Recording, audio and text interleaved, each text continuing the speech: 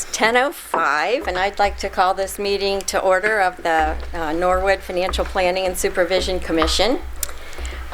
If we could have roll call, that would be great. Mayor Williams. Here.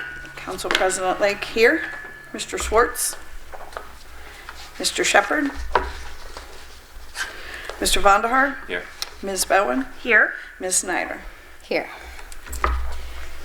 We do have a quorum. Sent to you earlier with a meeting announcement via email were the minutes of the previous meeting, and they're also in front of you in hard copy. If anyone has any changes or corrections to those, if not, I have a motion to approve the minutes. Vonderhaar. A second.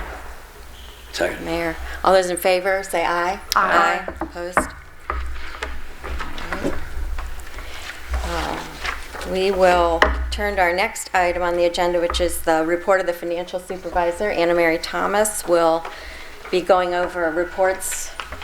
You have a packet, and some of these were sent to you in advance as well. Correct. In front of you, we'll just start with attachment A, which is the statement of cash position, and this is at the end of August, since that's our last reconciled month. Again, we look at the general fund, which is the very first fund on the first page, and we are at a positive balance of $4.1 million. They just received property tax settlement in August, which is the second half, most of that, and then the rest of it they received in September. So there was a big inflow of cash during the month. On the back page, we usually have been talking about the water fund. I'm going to talk about it one more time, and then we're going to talk more about it in a water sewer update. It is now $1.9 million positive, where it had been running negative, and we did go over that at the last meeting, but we're going to talk about it again as one of the bullet points on here. Is there any questions about the funds on here from this attachment? Okay, so B, it's in front of you, is the recovery plan revenues versus actual, and it has the three funds that we're monitoring. The general fund being the first. Overall, we see what targets are, and 8 of 12 months should be at 67% or higher. As you can tell, the general fund is at 75% collected.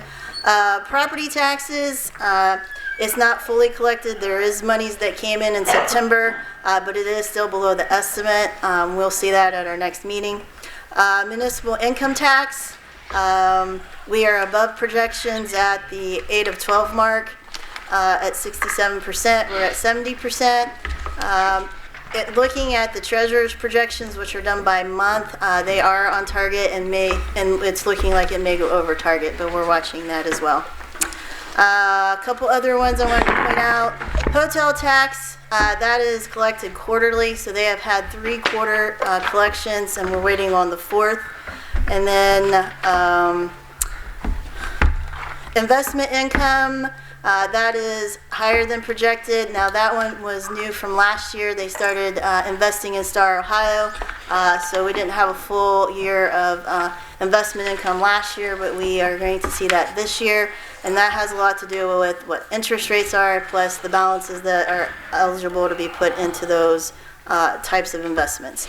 And then other is high, only because we talked about that. There's been a large amount of property tax refunds, and that's a one-time thing for the city as well. Those are some of the big ones.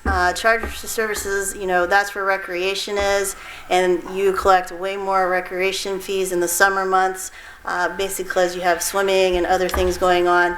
So that should start folding back into targets as we go forward.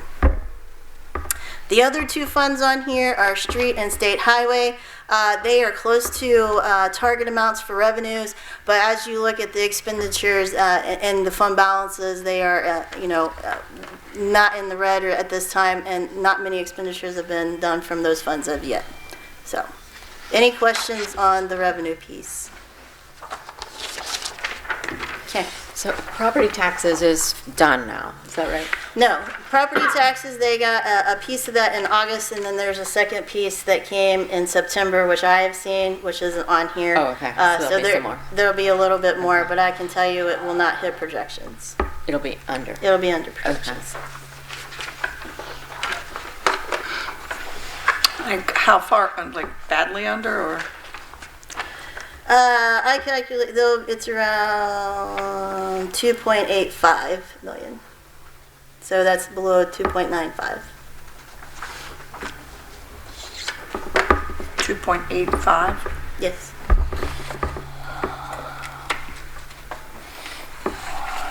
Any other questions on that?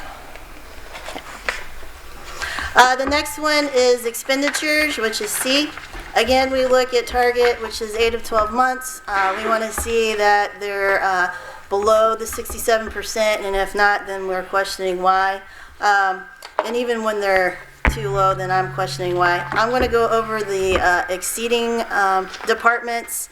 On page 1 of 7, we have the law director department is slightly exceeds, not by much, and that is from contractual expenses that they are having.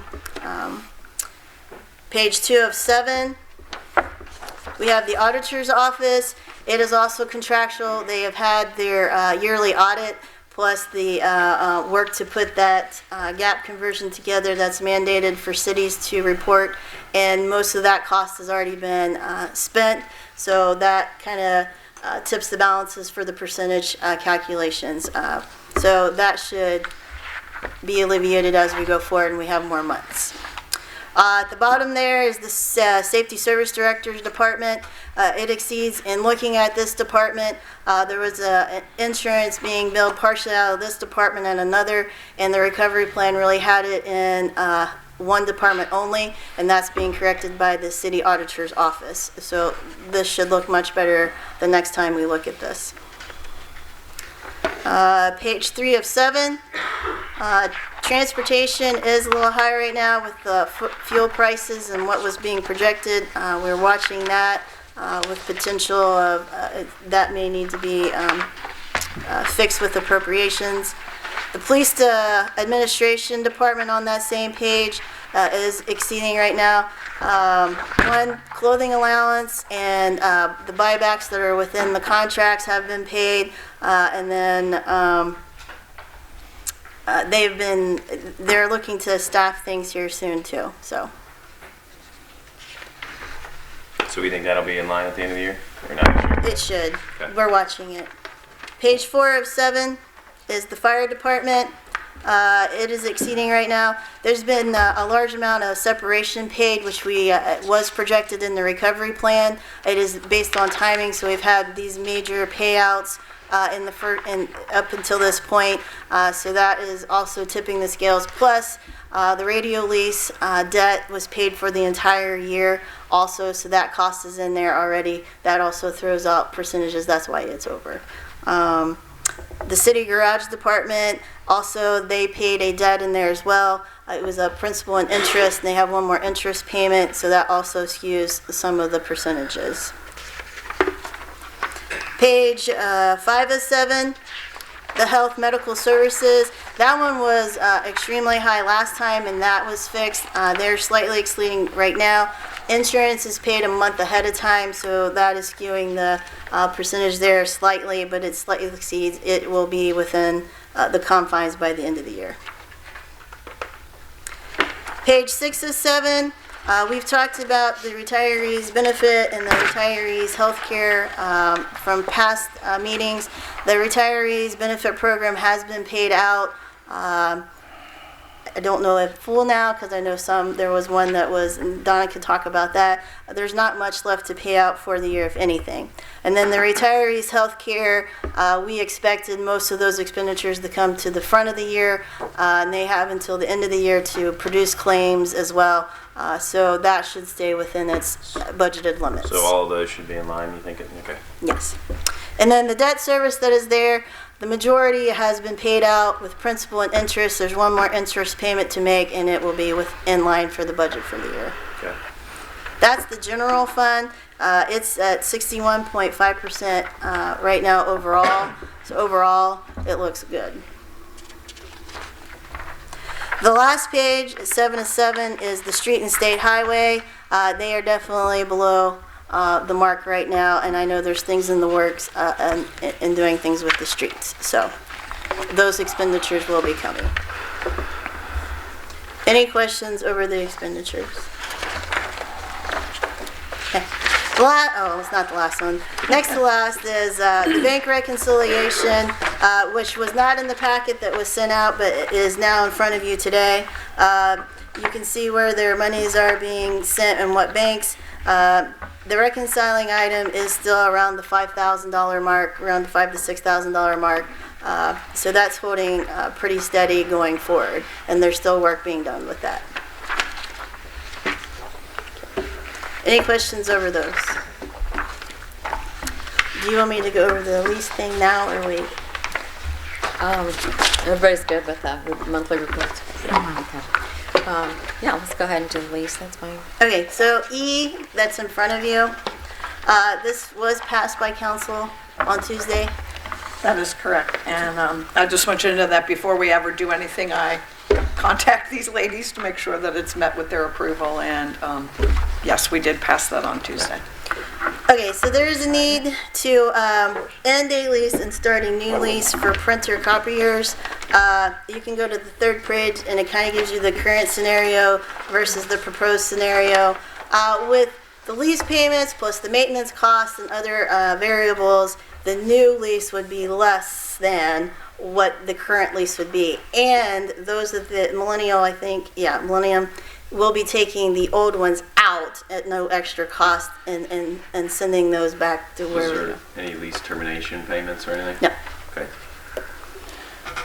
So this will save them money. Then they'll have the copier printers that they need in those departments, and that's why we are presenting it to you today. It is a debt instrument. It is a saving of money. It's not increasing anything in the recovery plan. So I guess we're asking if Yeah. for. I need to abstain. I work for Lexmark, so Okay. you probably should vote. Good idea. Good to know.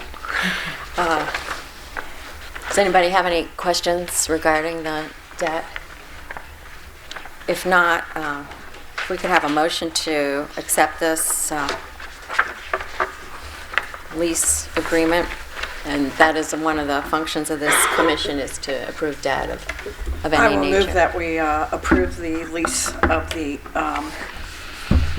Millennium Business System for printers. Second.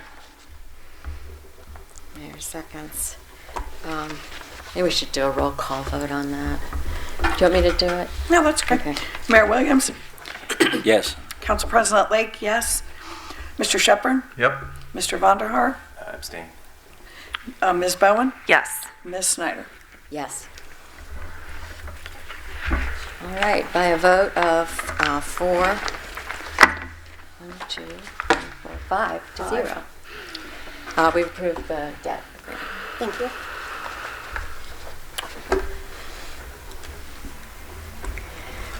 Were you gonna do anything on the water and sewer? Do I? Water and sewer. Yeah, so water and sewer. We talked about this at the last meeting. April kind of talked about that as she's been working with the city over it. It was in the minutes. We looked at 2014 through 2019. There was documentation that could be provided by MSD, Metropolitan Sewer District, and showing the 7% fee that can be collected and kept by the city.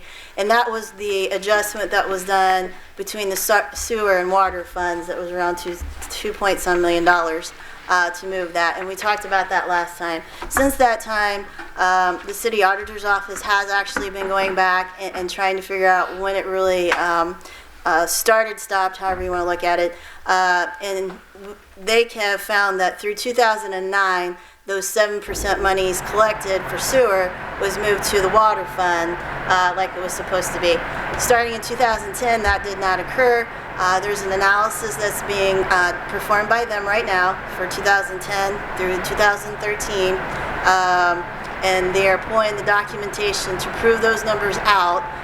Invoicing changed a lot from 2009 to 2010, and that's part of the issue that caused the monies not being moved. And so once they are finished with that, they will be presenting us with the amount of money by year with the documentation.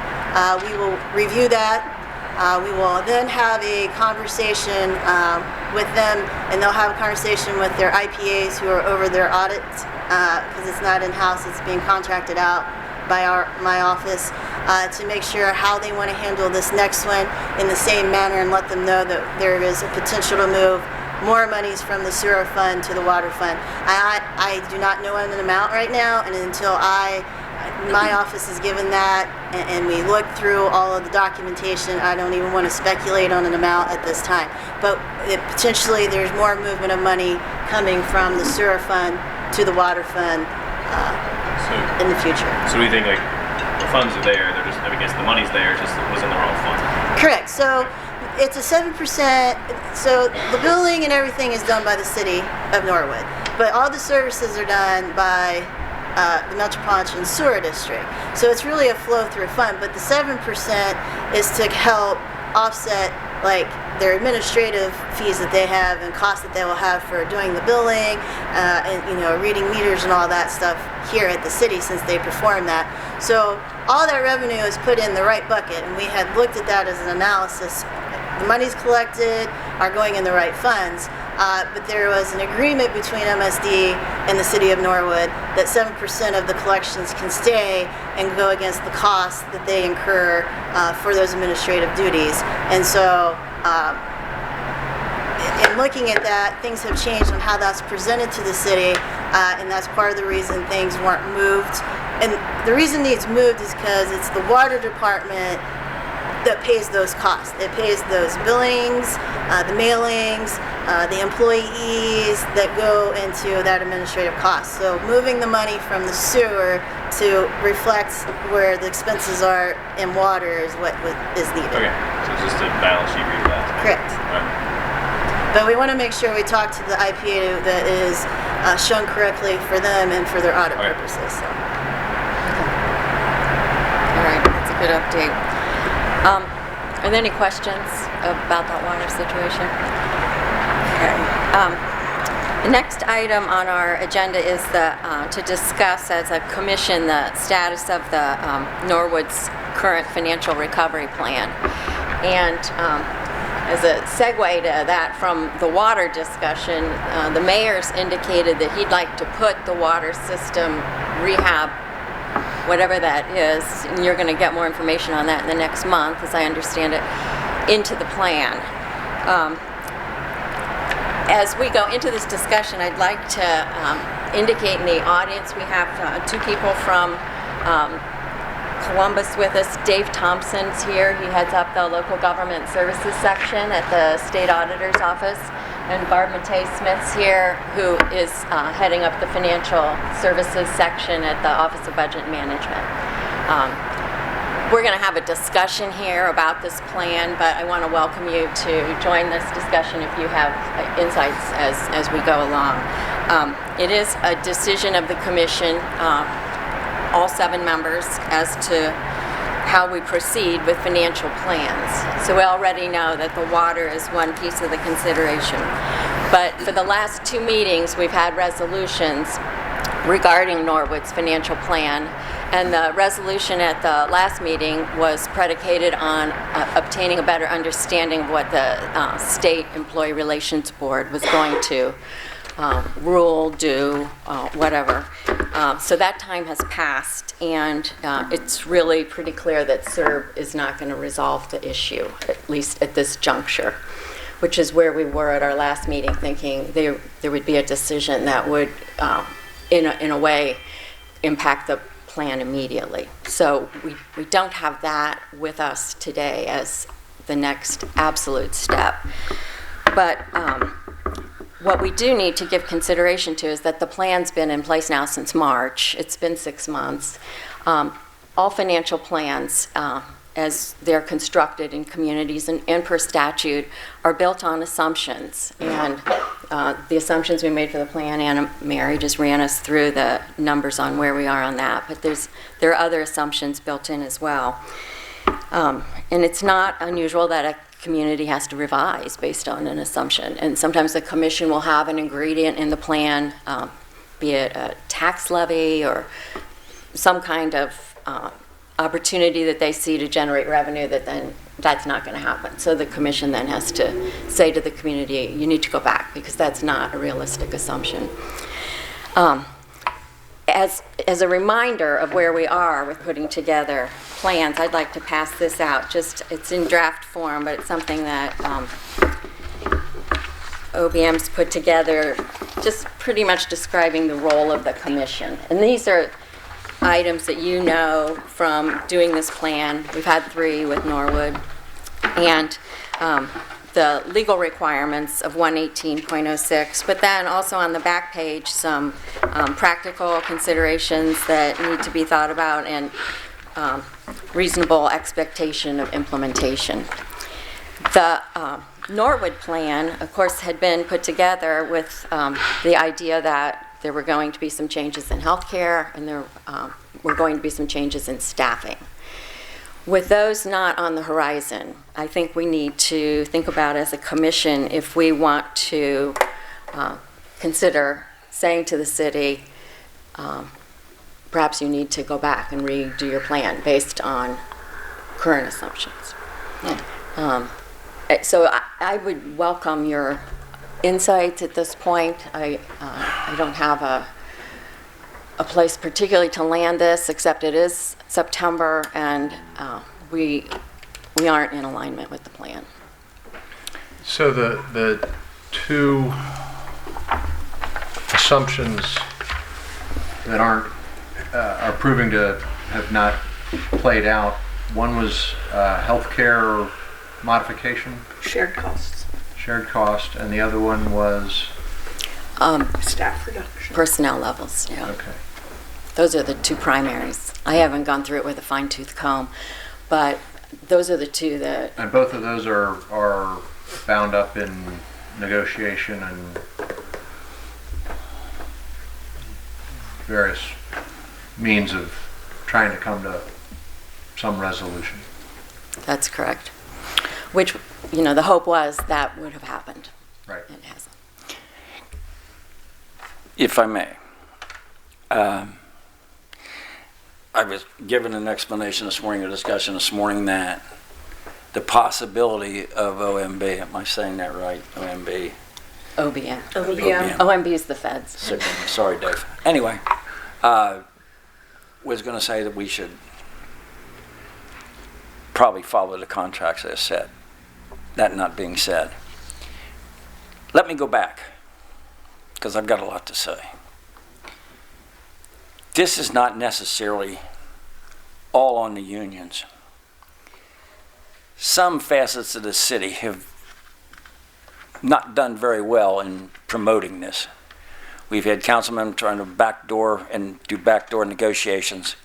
There's no trust, there's no trust of the city. There was a discussion on how much money we was going to finish in the black.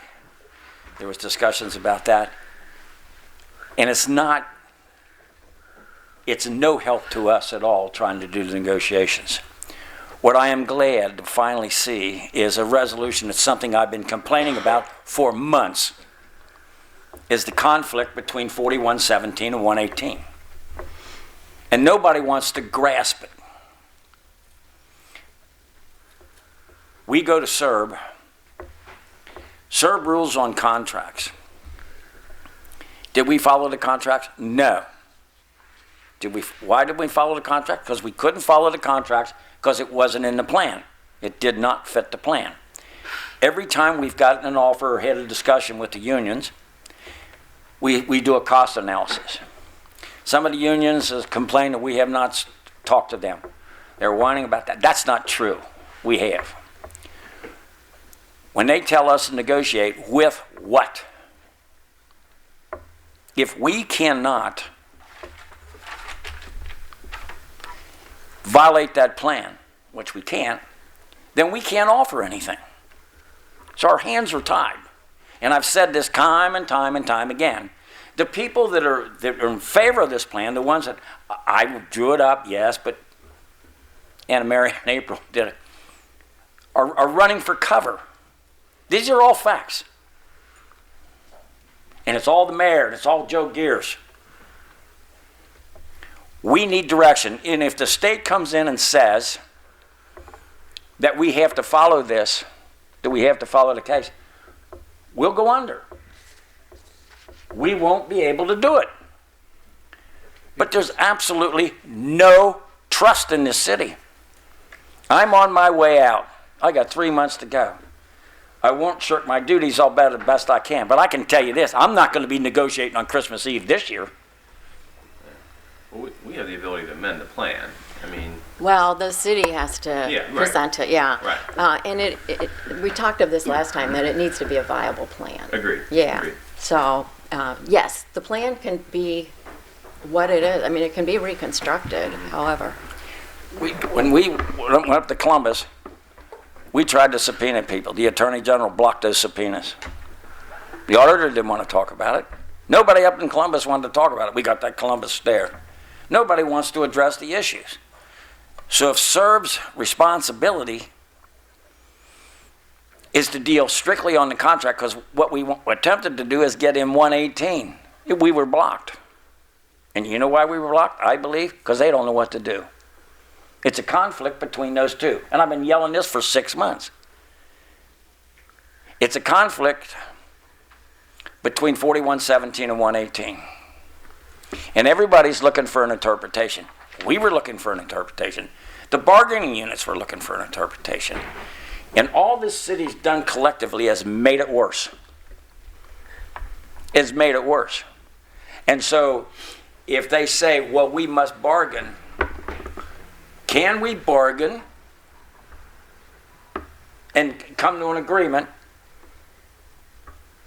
that after we do a cost analysis doesn't violate the plan?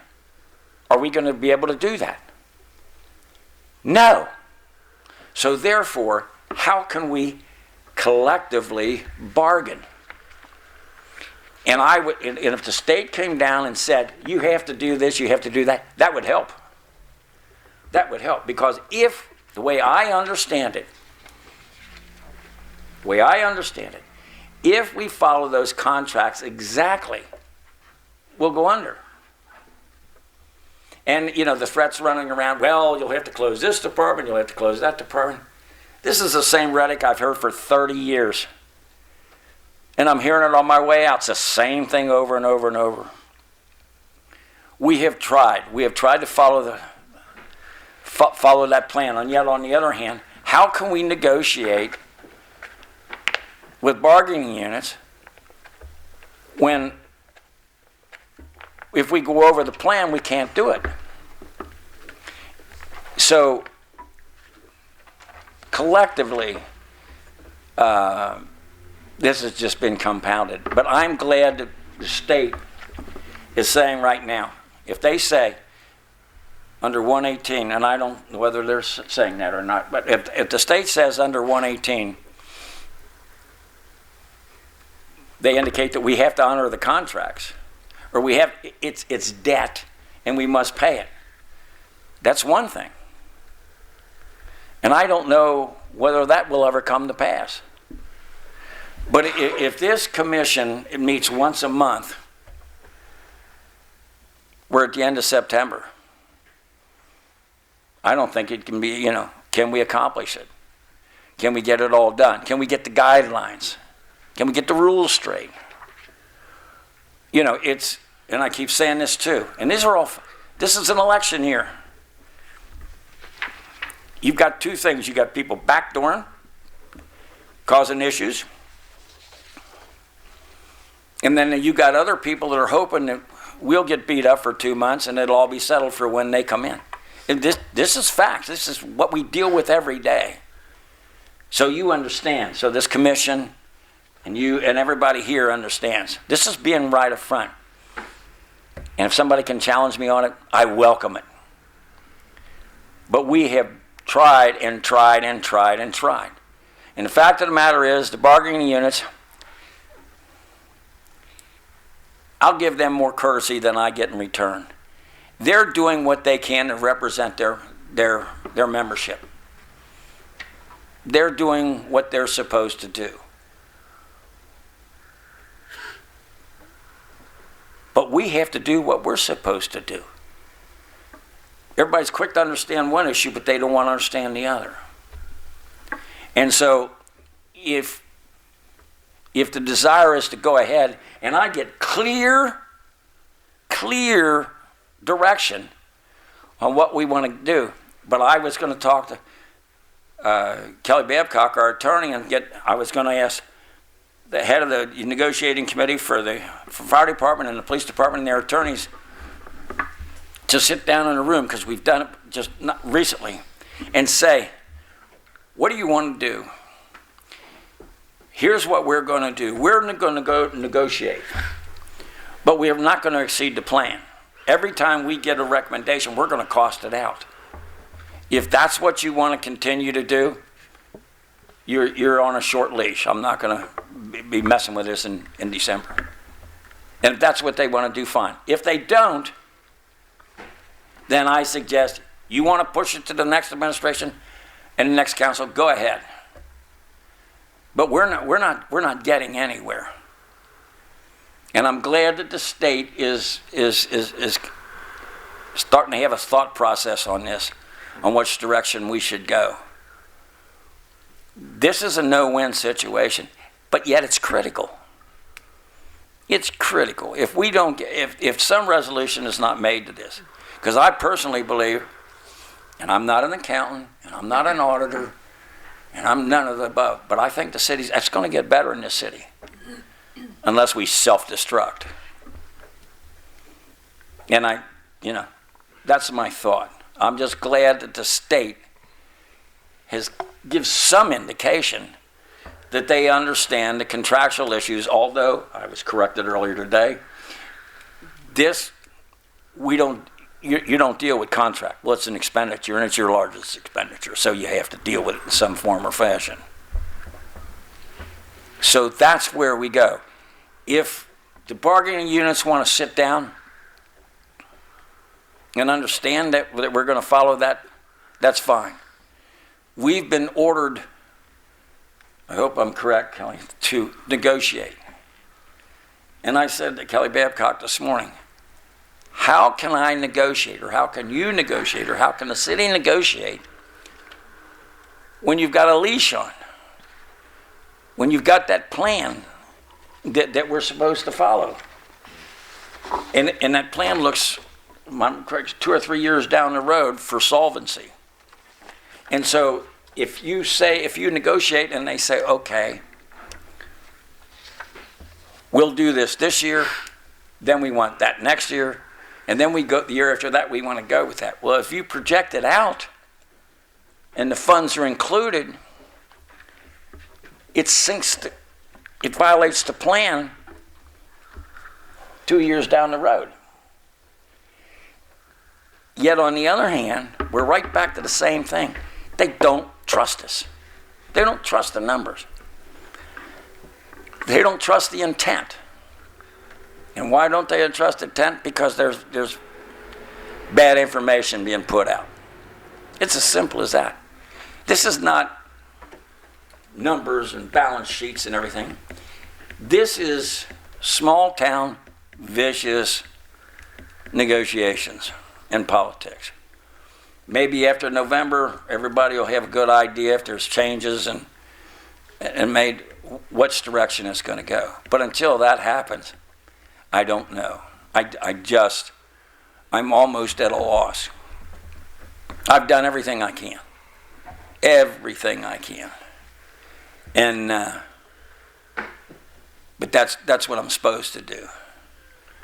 But I wish people would stand up more and, if they want to negotiate, then call them up and tell them you want to negotiate with them. But we need directions. We need directions from the state. Well, from this commission. It's Right. a 7-member commission. Yeah, we need what is it that we can and what we can't do. Yeah, I'd love a couple to ask a couple. First of all, I hear real clearly that you're frustrated by the dysfunction and the rancor in the city. Oh, sure. Yeah. It's election year.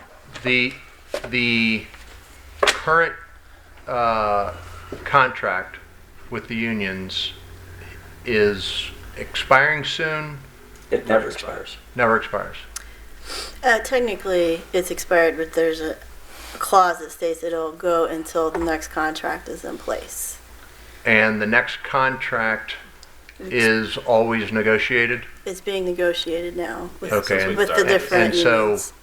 this isn't an emergency, this is a normal course of how things flow negotiation. It just happens to be at a standstill. No, it's not normal course. It's this contracts of evergreen that they never die. But what complicates this contract is the fiscal emergency. Right. So, we could, the problem that you see is that the plan in place can't be achieved with the current contract, and we haven't been able to renegotiate the current contract or a new contract to meet the needs of the plan. Now, we do have the opportunity to change the plan. So, and that's, I think, the charge on the table, is to change the plan. A challenge is the requirements of the plan, that the requirements of the plan lead to require a solvent city, right? Correct. And so then we're looking at an imbalance between income and expenses. All right. I'm less familiar with the imbalance between the income and expenses as we're actually seeing it. I guess that's on some of what we're seeing here. So a simple way of looking at this is someone like me could make a motion to invite the city to come up with a new plan that works. A viable plan within the current, yes, you could. You could, and we could put a time frame on it. You want a viable plan to match what? A contract? Sure. If 80-some% of our cost is personnel, are you going to put in the plan that instead of 45, we're going to have 50? Instead of 45, we're going to have 46 or 47? I think that's, and sorry to interrupt, I think that's where the negotiation comes into play. I mean, you guys know the numbers better than me, but I don't think we can afford 50, right? But maybe somewhere in between. So that's when the negotiation comes in, saying, all right, guys, we're at 45. If we go to 47, we're going to go back and rework the plan and see if we can squeeze it out somewhere. You know, if the revenue projections continue to hold and we're above, or expenses are below, or maybe there's something we can squeeze. I mean, obviously we have only a finite amount of money to spend, and it's up to the council and the city to decide how we spend that money, right? So maybe there's some wiggle room to meet in the middle, let's say, just as an example, so you can build a plan that's viable. Again, I think that's a discussion council and, the unions have to have. But yeah, we can amend the plan within limits, right? But at the end of the day, it's got to be viable. So that's where. I agree. So if there's parameters that this commission could set, some parameters and flexibility. I don't, and maybe you can chime in, but again, I think it's the city's plan, right? It's our task to make sure that's viable to be reached at a certain period of time.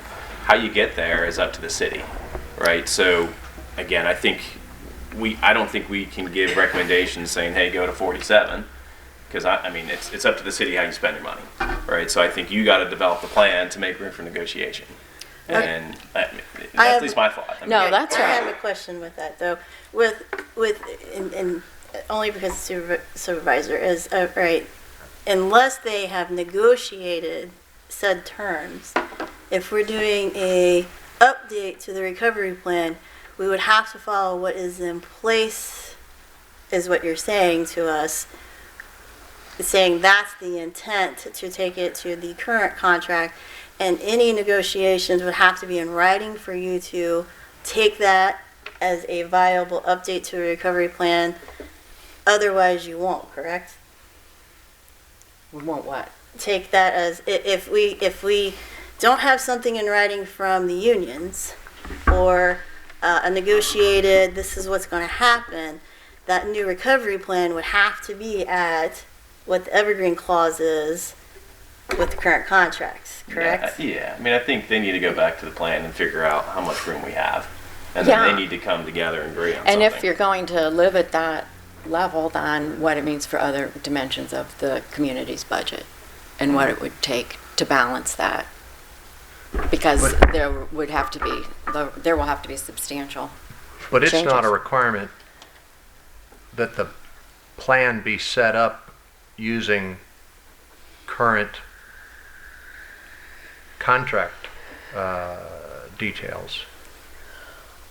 I mean, I can't imagine it would be because the current It's not plan now, yeah. isn't. It's right, because we did that in a futuristic look, that this is where we anticipated the contracts. Council intent. Yeah, it was an intent. It was an assumption.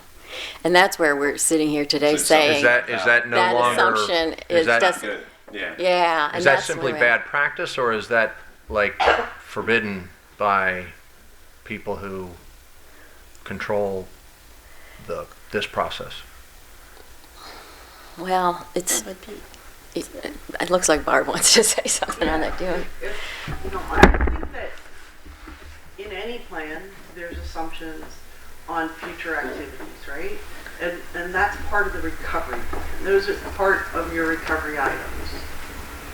So when this plan was put together, the assumption was his negotiations would be ending soon, and the city would be in a position where the healthcare sharing would happen, the staffing levels, the required staffing levels would be reduced. And it's not happening. So it's not an unusual thing in any of the commissions to come back later and say, wait a minute, we had these assumptions, we're halfway through that recovery period year of this plan, and they're not bearing fruit. So the question becomes is, can we still say that this is a viable plan? And the hope was, right, when this first came up, I think in June, is that when CERB weighed in, they would weigh in with a specific answer on where things would land. And they did not. No. They did not. They just said, you guys need to keep talking, I think, is my impression of what happened. And so that leaves this commission now with a plan that really doesn't look viable, and the city in a position of being at odds with a negotiated agreement that they have. And so how do you reconcile that? You know, it's not the commission's role to say, here's what your collective bargaining agreement has to say, but it is the commission's role to say your recovery plan has to reflect what is out there today as an obligation on your part. So if the city came back with a plan that didn't increase the budget for fire and police, we would not be doing our job in a reasonable fashion if we were to accept that, because time has proven that that's very unlikely. Apparently, yes. Okay. Yeah. Let me reemphasize one thing.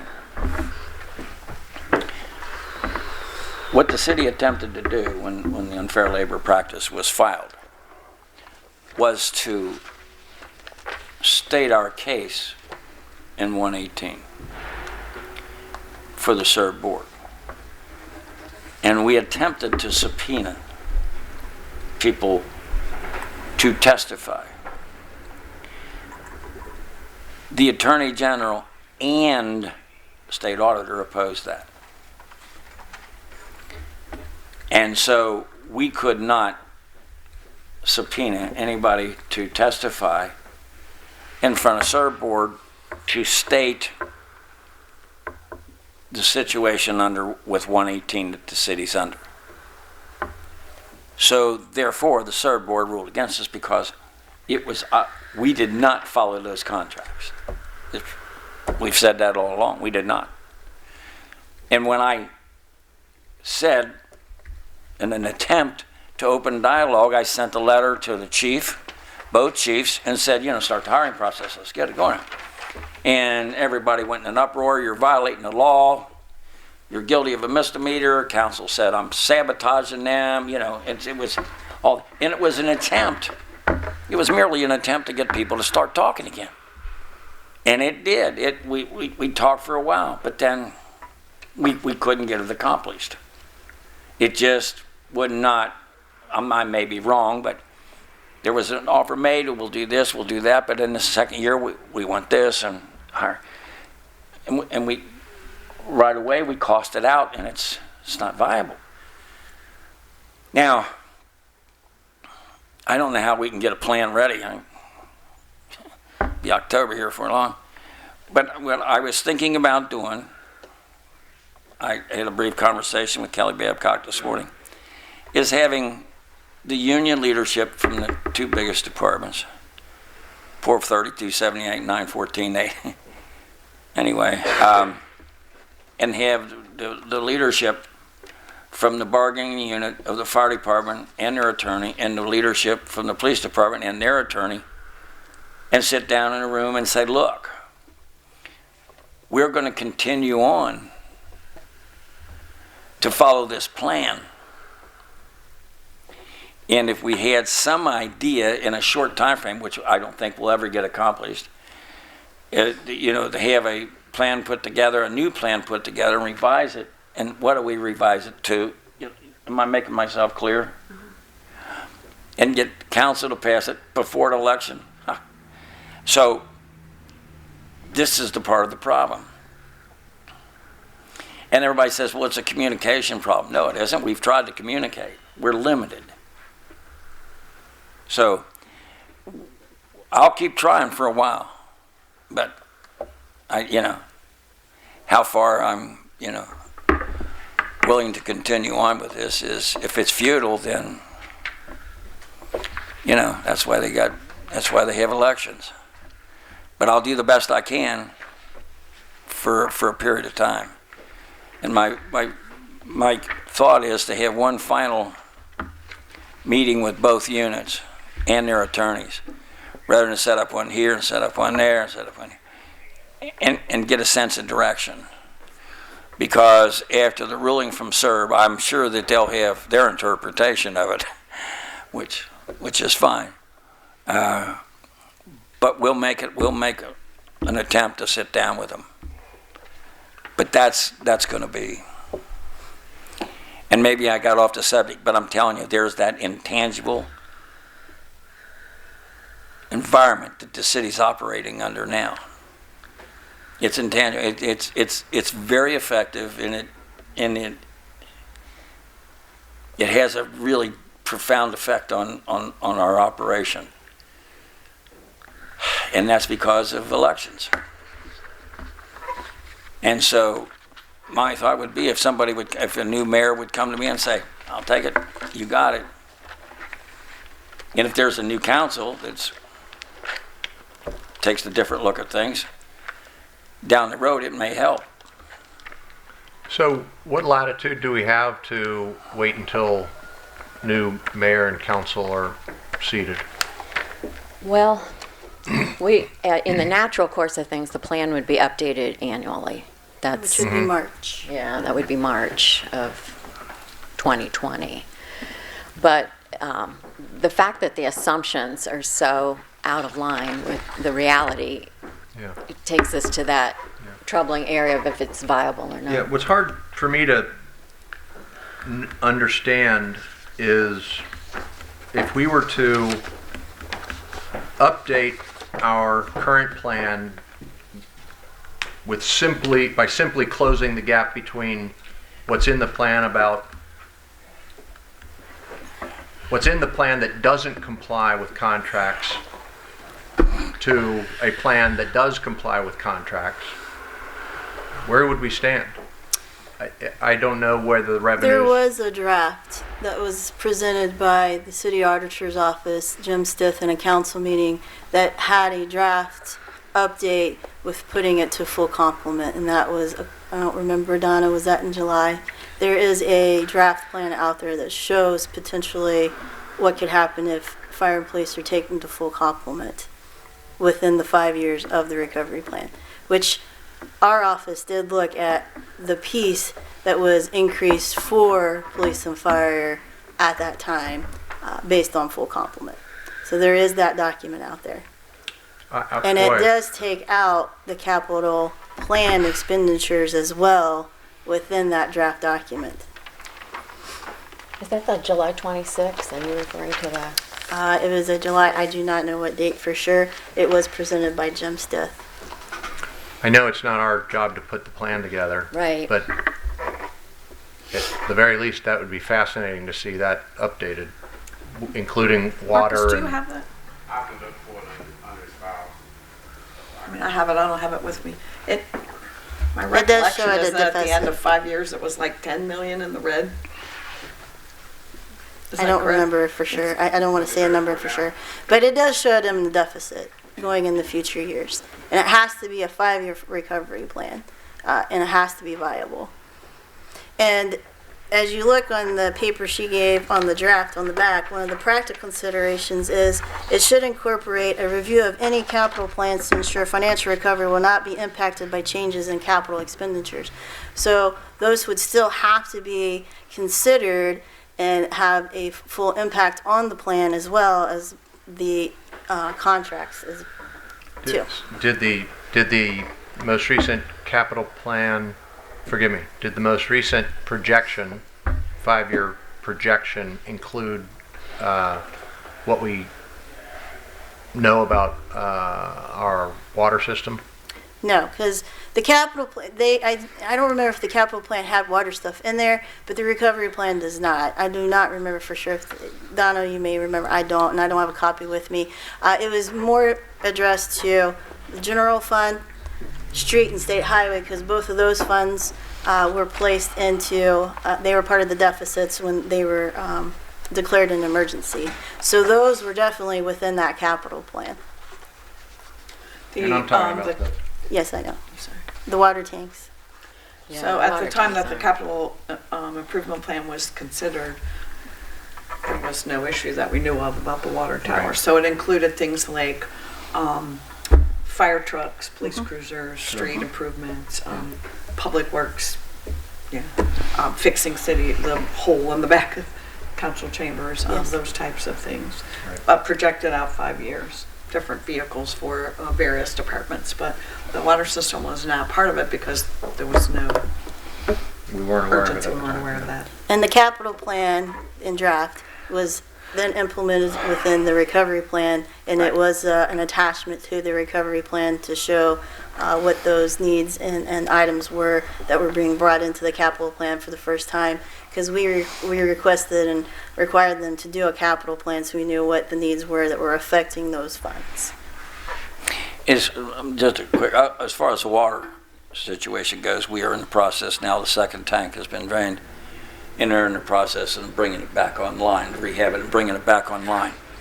The meeting that we have scheduled with Cincinnati and the EPA is for October the 25th, and everybody wants a resolution to it now. Well, we don't know what the resolution is going to be.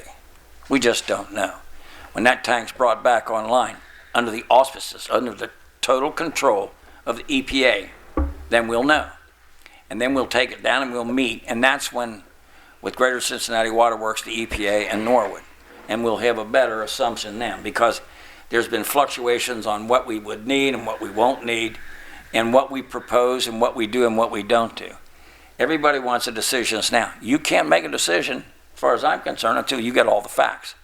We will have all the facts and the opinion of the EPA and the input from Greater Cincinnati Water Works by October the 25th. That's when we bring back and bring back to council whatever, what the situation is and what everybody's desires are from that point forward. But until we know all the facts, everybody wants a decision, and you can't make a decision until you have all the facts. And we're under the complete control right now of the EPA. So nothing can be accomplished, nothing can be done until the EPA approves it, like they have every step of the way. So that's when we'll know more. So really, the issue on the table is whether we ask for a new plan or not. Yeah, That's really it. I think so. And to not ask for a new plan, probably isn't really on the table. Probably isn't an option, I would think, to not ask. to not ask for a new plan at this point. In terms of the viability. And that's because, like, it's just become so painfully clear that this plan isn't going to work. That's kind of the point we've come to. Therefore, we need a new plan. I think we've had these moments where we've hoped for resuscitation and we haven't Right. seen it, and that how much sense does this make? Because the reality is we're not there Yeah. on these basic assumptions. Right. Okay, so here's not the running joke, but I'm supposed to put the plan together, right? And I'm not a spreadsheet person. I have no knowledge of. What I work with is the city auditor and April and Anna Mary. So when we say, we request a new plan, I guess the question is then, what's included in the new plan? Do we add firemen? Do we add policemen? Do we do this? Because that's where your cost is at. 81% is in employees. So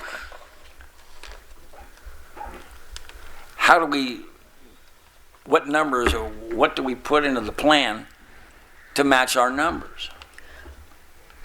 Well- Is there, hope I'm saying this right. Is there a number out there, a financial number, that we can plug in employee cost to match that number? I think that's what you guys gotta find out. I mean, that's where Yeah, you, per the contract that you're currently operating on. And then I think you're going to have to look at that number, and then with the revenues, which are in the $23 million range, sort of, then you're going to have to see if there's a discrepancy there, then you would either have to put together a plan with reducing other expenditures outside a contract or an increase proposed for revenue. Well, I can tell you this, I'm not going to ask for an increase in revenue. They can override me. I will not ask for an increase in revenue, period. Because if we don't know which direction it's going, unless we can justify our spending, why would I ask for more? Why would I even recommend it, even though I'm not going to be here next year? This will be interesting. This is going to, and I guess also if we say, are we saying? You made an interesting point, and by the way, you've been very good to me, and I appreciate it. Oh, thank you. That if we do this, then if we change contracts with one, are you suggesting that we look at cutting other areas? that's what you have to do. That's right. That's where council needs to decide how to spend the money. If we have to follow the contracts or get a new one somewhere in between, So, we gotta pull it from somewhere else. Let me make this also perfectly clear. I will not, in my tenure, offer increases to some departments and lay off other people. I won't do it. I won't do it. So the state wants to scold me for that, go ahead. But I will not increase some and lay off others. I won't do it. So I hope I'm not sounding arrogant. If all that's but I am true- arrogant. If all that's true, then there is no viable plan. If we can't raise revenues and we can't lay people off and we can't come to an agreement with the fire and police, then I'm not saying. apparently there's no way to make the numbers work. Right, and that's where there is statute that says if there is no plan, then, as we discussed at the previous meeting, if a viable plan can't be brought forward, then the statute says you cut to 85% of your previous month's So annual.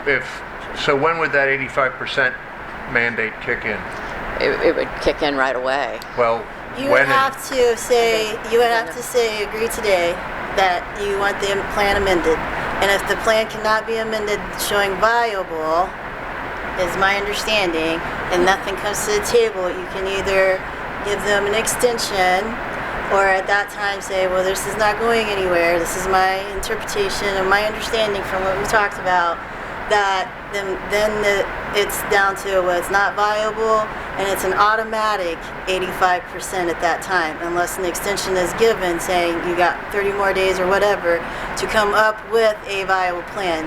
But once this commission states, right, that it's unviable after you've asked for a new one, since we're not at the annual update, then it is an automatic 85%. Didn't we ask for a plan early in the summer, and Correct. we had 45 days to come up with that? Yes, and that was, the 45 days were in August. And during that interim, between our action and those 45 days, the mayor put forth he took away his requirement that the hiring take place. Okay. And then the SERB hearing came into play, which then we had another resolution saying, let's wait and see what SERB does. So yeah, we still have that first resolution. Let me make something clear. When I say I won't lay anybody off, I will not lay people who don't make anything to begin with off, who have been ignored and not gotten anything, and you could lay them all off and you wouldn't save anything. You could lay off 914, 3278. You could lay them all off. You wouldn't gain anything. Look at the pie in the auditor's report. Look at what they cost the city. They cost them virtually nothing. On the other hand, I understand, like I said, the police and fire. I understand all that.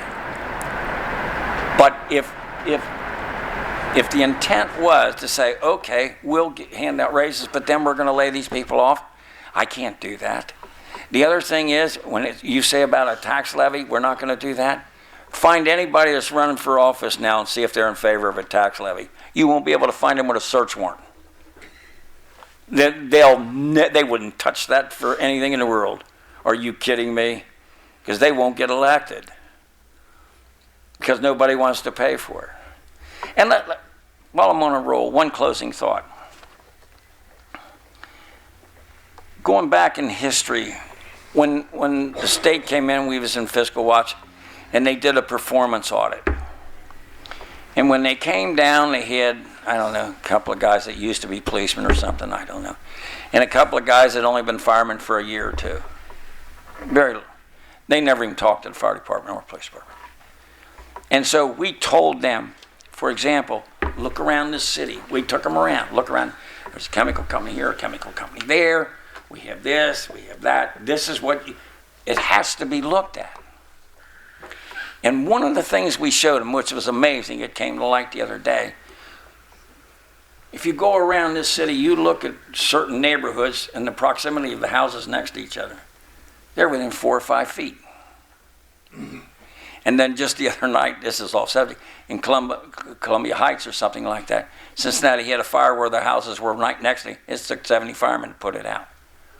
So there's pros and cons on this, and this is serious stuff.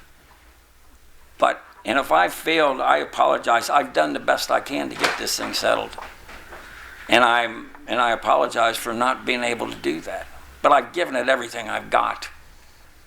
And played within the rules as best I could. And if there's somebody out there brighter that's got all the answers, God love them, because I'm going to live here.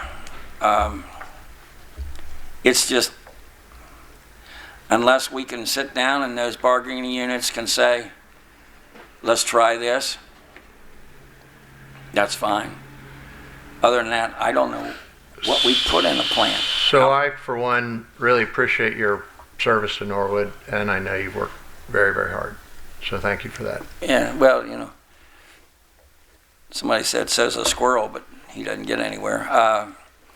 But I really, and I'm at a loss because of the conflict between those two.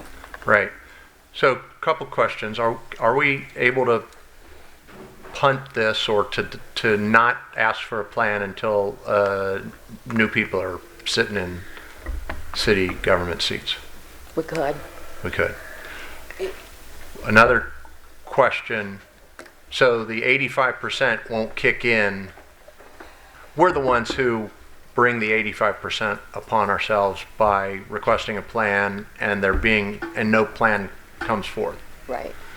If we were to request a plan now and mid-November comes along, and there's no plan, then we'd be subject to the 85%? Yeah. Okay. Yeah. And then, hang on, Mayor, sorry.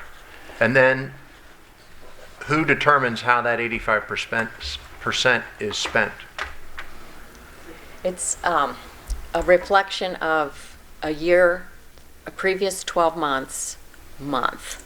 So if it goes into effect in December of 19, then you'd look at the expenditures of December 18, and it would be 85% of that December 18 expenditure. It's a month by month. And line item by line item? It's an interpretation. I don't know either. According to the funds that, but According to what? for the funds that place the city in fiscal emergency. Unless the commission chooses to add additional funds. Which was not the general. And the two funds are the general and It's general. the what? The water? No, technically, she's Technically, correct. the general fund was not. General fund was not placed in. It's No, it was not. we moved emergency funds into the Oh, general yeah, you're right. fund, technically, and that is why it has to be projected. And also, when we came in, there were large deficits to the general fund because of the high police and fire pension that had not been paid, but there was an agreement for a payment plan, which was why it was not included in the fiscal negative funds in the emergency plan that was presented. So when we moved those funds that were, recreation was one, and there's another one, and I can't remember off the top of my head. Those are now in the general fund because most of the revenue, actually all the revenues almost, came from the general fund and was supplementing it. So what would be subject to the 85% mandate? I don't know. I don't know. That would be a legal question I don't have the answer to. I tell you what, you want a plan, you just want to move for a plan, I'll do what I can to get a plan for you. Well, I'll talk to April and Anna Mary and Jim Stiffs, and I'll see what I can do to get a plan for you. But if you do that and are not successful, then the 85% mandate kicks in, and I think it's pretty important to understand what's governed by that 85% mandate. Well- The commission can delay that. Yeah, we can delay it. It doesn't have to be that And next there- day. There's two things. The commission can delay it on the basis of the city showing that such a move would be extremely detrimental, which is what they can change the percentage, delay when the plan is required, given the city explaining we couldn't get a plan together, but if you put these limitations on us, it would be severely detrimental to the long-term health of the city. Could we, I just want to point something out. We are at projections for income. When we look at our attachment C, there are very few funds that are exceeds, okay? Despite the fact that employees are not paying what we had hoped for, the cost sharing of insurance. It looks like the general fund and most of the funds are okay. I don't understand the urgency in suddenly deciding that in October or November that we need to have a rush to come up with a new plan when there's a new administration, and we are obviously within the confines of, we are within the percentages of both expenditures and income. But that assumes that we don't hire anybody, right? So that, I guess, I don't know legally. Or we that have we- to, you know what I mean? So if we have to, that changes things.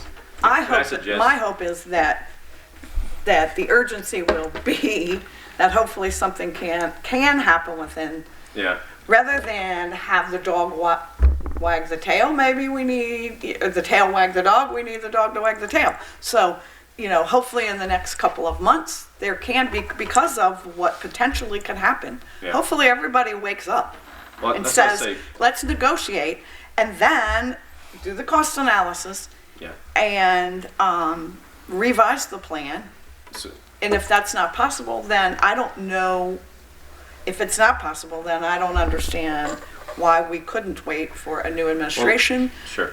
Because we are not in the red on any of these Yeah. funds. You know, Well, we're maybe very rather than- fortunate in that the funds have been coming in above projection, or Rather at than least at projection. Like just a suggestion, rather than officially us asking for a new plan, you guys can do it on your own and figure out Sure. behind closed doors what works, what doesn't. Right. How much wiggle room do we? Oh, really no, we have? believe in transparency. Well, okay. So this is just a matter. I Yeah. mean, go back and figure out what the numbers are and how much wiggle room we have based on the current data. The savings And came then use from, that for negotiating. Exactly. And do And then it- if it works, you not guys as a agree, mandate then from the come back to us commission, with a but- plan that works. If you can volunteer to do that, and our next meeting will likely be in mid-November. Volunteer to do what? yeah, volunteer to do what? What you just described to Ron. Yeah, Yeah. we'll work on it. You understand that the savings been is because we haven't hired policemen. I know, I understand that. That's what I mean. where all the So, savings again, came we from. only have so much revenue, Right. right? We Right. can't raise it. 23 So million. how do we allocate our expenses?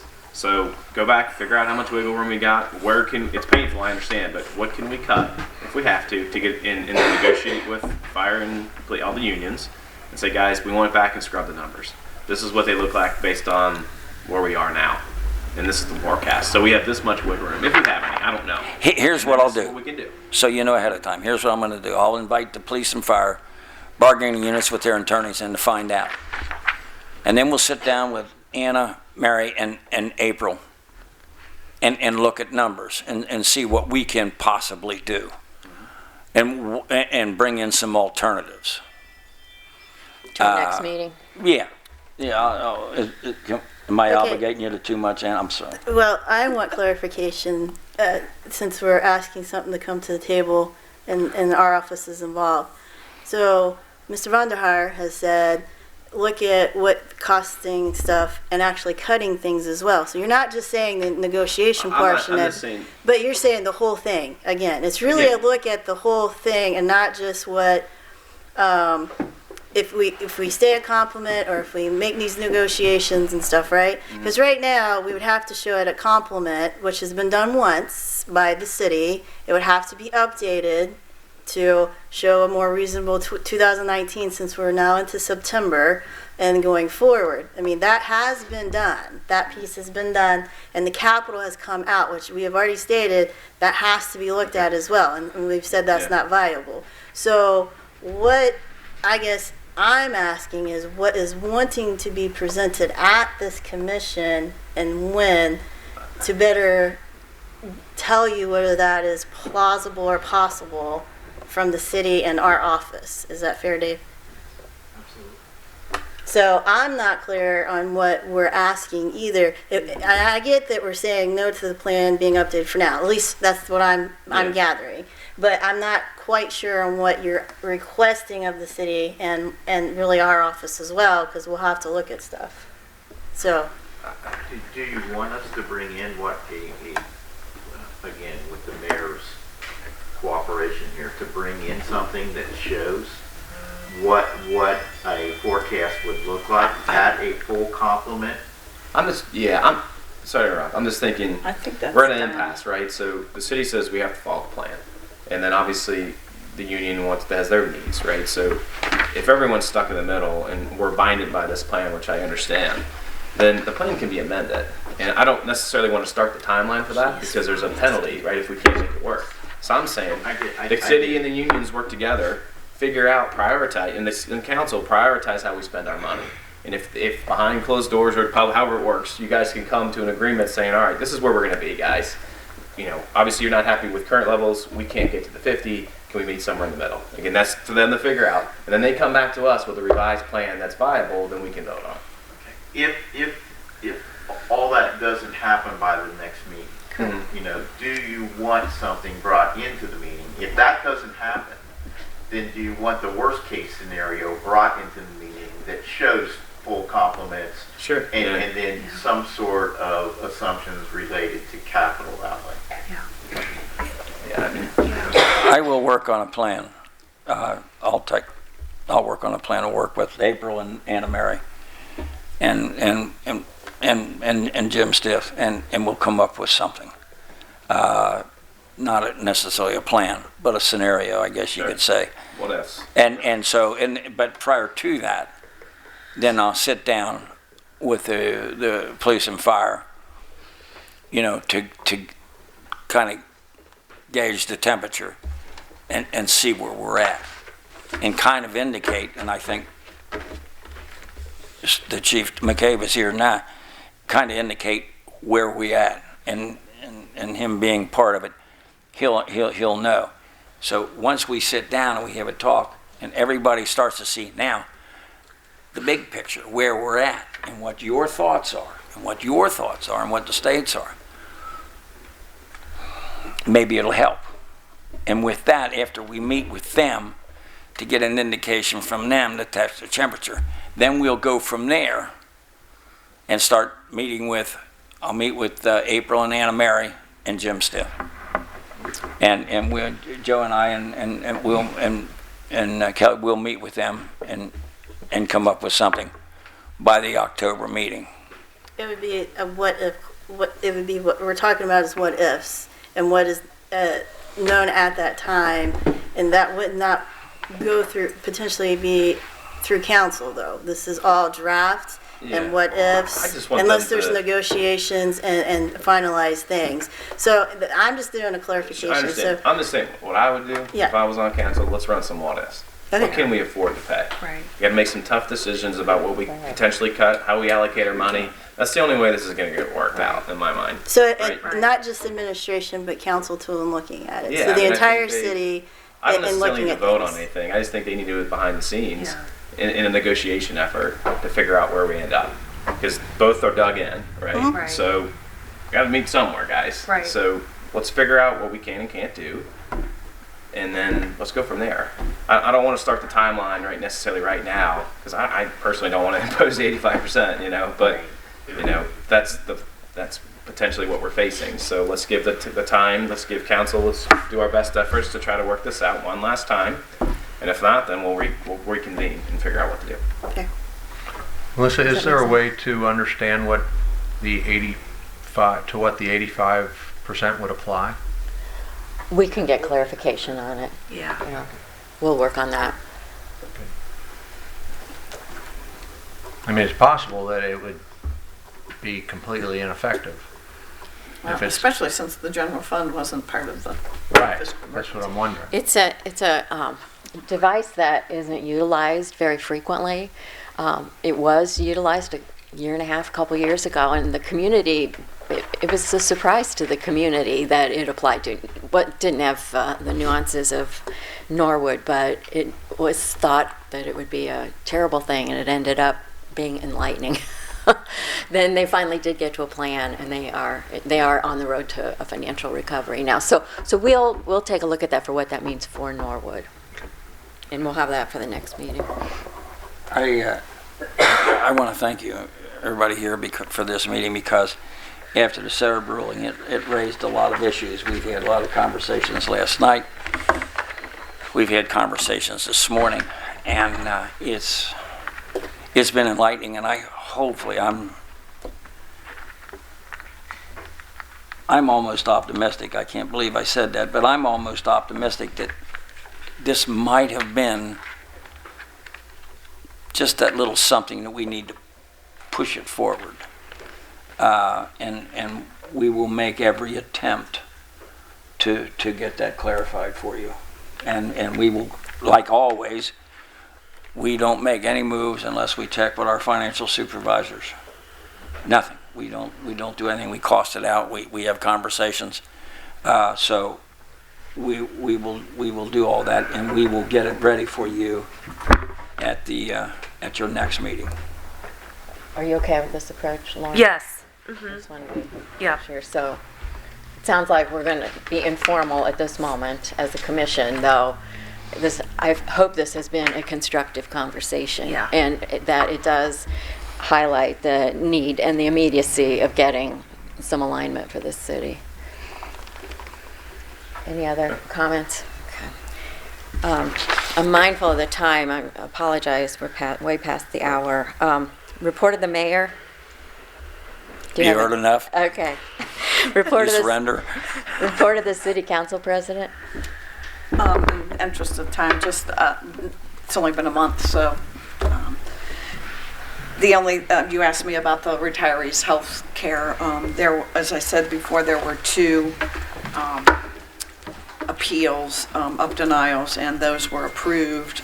Two of the three, there were three appeals. Two of the three were approved for inclusion into the plan. I since realized that those had not been paid yet, but I think they should be soon. So I think almost all of your expenditures in terms of the retirees' health benefit, or the retirees' benefit program should be completed. And this looks like, I know Jim Stith was going to come in and try to run this off. This was the projection that Mr. Stith ran. And then we'll have the state double check that. So this is the plan from Mr. Stith. Oh, thank you. Thank you. Yes. Yes. I'm sorry, please? Thank you. You're This is welcome. the Stith projection at full complement? Yes. Okay. All right. Thank you for tracking. Okay.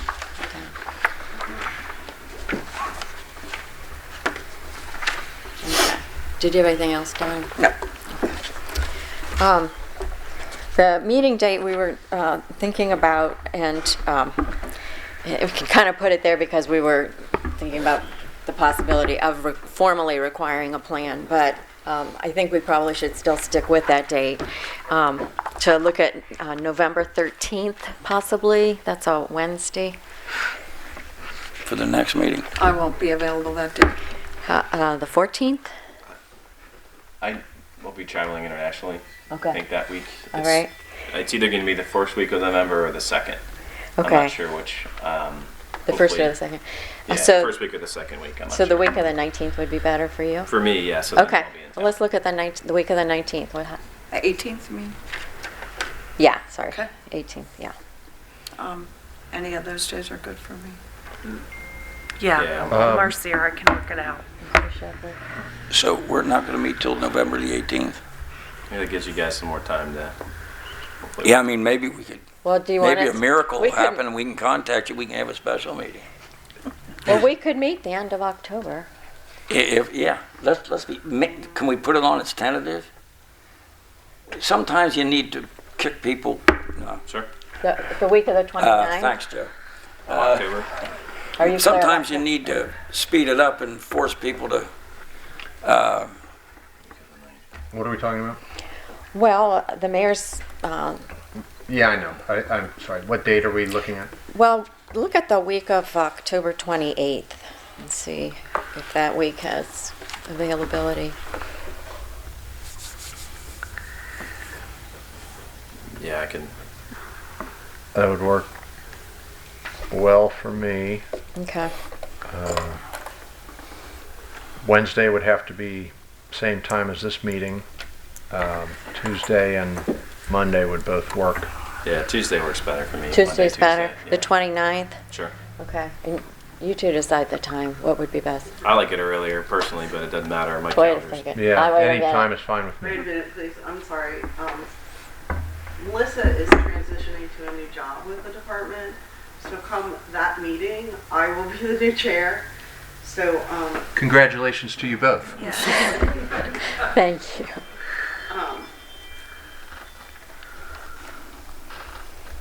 is the 30th possible? Yeah, it's fine. I can move some stuff around. 30th in the morning is fine Yeah. with me. I have a As long noon. as That it's would be after much about better for me. 10:30. I have can do an that. appointment early, but maybe I can change that. You prefer 10:30, Donna? 10:30 on the 30th? I would need to leave here at 11:30. Okay, Let me see if I can change it. okay. Are you okay with that? We'll say 10 then? What time? 10? Oh, 10 is fine. I didn't know that there was a conflict. So. Yeah, I just have a conflict, but I can probably change it. Okay, well, let's go with that. Is that okay, Barb? 10 o'clock? Okay, 10 a.m. on the 30th. And there's no conflict with me. I'll be more than happy to be here. Okay. All right, we've got the next meeting date, so just need a motion to adjourn. So moved. Okay, Donna, second by Lauren. All those in favor say aye. Aye. Opposed, none. We are adjourned You seconded it? at 11:30. Thank you for everything. You're welcome.